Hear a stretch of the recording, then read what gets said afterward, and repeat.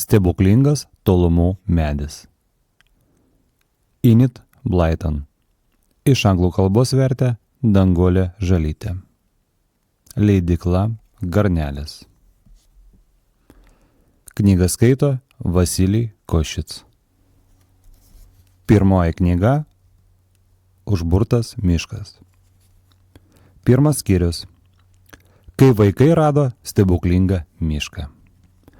Kartą gyveno 3 vaikai – Džo, Betė ir Franė. Visą gyvenimą jie praleido mieste, bet dabar tėtis gavo darbą kaime ir šeima turėjo kuo greičiau persikelti. Kaime bus smagu, džiaugiasi Džo. Pamatysiu visokių žvėrelių ir paukštelių, o aš galėsiu bent kartą prisiskinti gėlių iki soties, svajoja Betė. Turėsiu savo sodą, laiminga kalbėjo Franė. Kraustymosi dieną vaikai spirgėjo kuo greičiau keliauti. Atvažiavo furgonas ir 2 vyriškiai padėjo tėčiui ir mamai sunešti daiktus. Paskui furgonas išvažiavo, o vaikai apsivilko paltus, užsidėjo kepures ir su mama nudrožė į geležinkelio stotį. Pagaliau išvažiuojam, sušuko Džo. Į kaimą, džiūgavo Betė. Gal tenai pamatysim fėjas, vylėsi Franė. Traukinys sušvilpė ir išpuškavo iš stoties.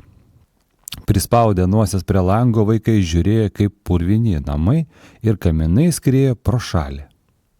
Įkyrėjo jiems miestas, kaime, kur grynas oras, žydi gėlės ir čiulba paukščiai, daug smagiau.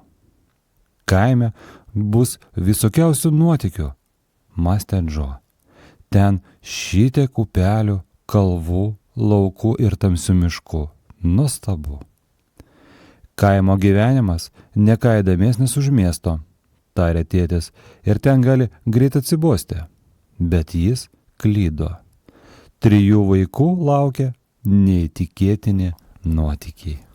Pagaliau visi išlipo mažoje stotelėje. Tingus nešikas įmetė porą lagaminų į vežimėlį ir pažadėjo atgabenti vėliau. O jie, garsiai tarškėdami, nužingsniavo vingiuotų lauko takeliu. Kažin, ar mes turėsim sodą, spėliojo Franė. Bet kiek paėjo vaikai, pailso ir naujosius namus plumpino tylėdami. Troba stovėjo už 8 kilometrų nuo stoties. O kadangi tėtis neturėjo iš ko pasamdyti mašinos, tokį ilgą kelią reikėjo sukakti pėstiems. Autobusas į tą pusę nevažiavo.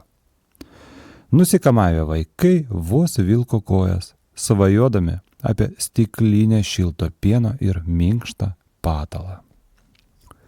Pagaliau jie priėjo namo ir pamatė tokią mielą pirkelę, kad net kelias pasirodė nelabai ilgas. Jos sienos buvo apaugusios vijoklinėmis rožėmis, raudonomis, baltomis, rausvomis, o durys buvo apraizgęs sausmedis. Gražu net akį veria. Prie durų jau stovėjo furgonas. Vyrai nešė į vidų baldus, tėtis nuėjo jiems padėti, o mama virtuvėje skubėjo taisyti valgyti. Vaikai buvo taip nusikamavę, kad užkrimti skrebučių su šiltu pienu įgriuva į gretimomis paklotas lovas. Džo limpančiomis akimis dar dirstelėjo pro langą, bet beveik nieko nepamatė.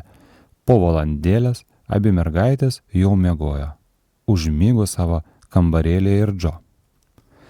Rytą pabudę vaikai išvydo, kaip pro langus dar svetimus spista saulė. Džo, Betė ir Franė akimirksniu apsirengė ir išbėgo į sodą. Jie lakstė aukštoje žolėje ir uostė rožės, kurių sode buvo gausybė. Mama iškepė kiaušinienės, vaikai šveitė net ausis lapsėjo. Kaip čia šaunu, džiūgavo Džo, žiūrėdamas pro langą į kalvas tolumoje. Sode galėsim auginti daržoves, tarė Betė. Kokios čia nuostabios vietos, grožėjosi Franė. Dieną visi tvarkė namus. Rytoj tėčiui jau reikės eiti į darbą. Mama tikėjosi, kad galės užsidirbti vieną kitą skatiką skalbdama drabužius kitiems žmonėms ir nusipirkti vištų. Valio, kas rytą ir vakarą eisiu rinkti kiaušinių, linksmai pasakė Franė. O dabar eime pasižvalgyti aplinkui, pasiūlė Džo. Mama, išleisk mūsų valandėliai. Bėkit, leido mama. Visi 3 vaikai išlėkė pro baltus vartelius ir nukurė takeliu.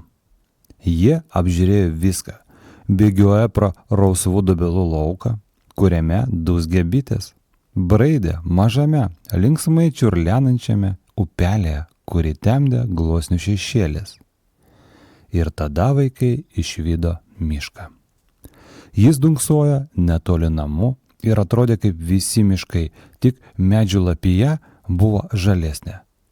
Mišką nuo užželusio takelio skyrė siauras griovys. Miškas, nudžiugo Betė, čia rengsim iškylas.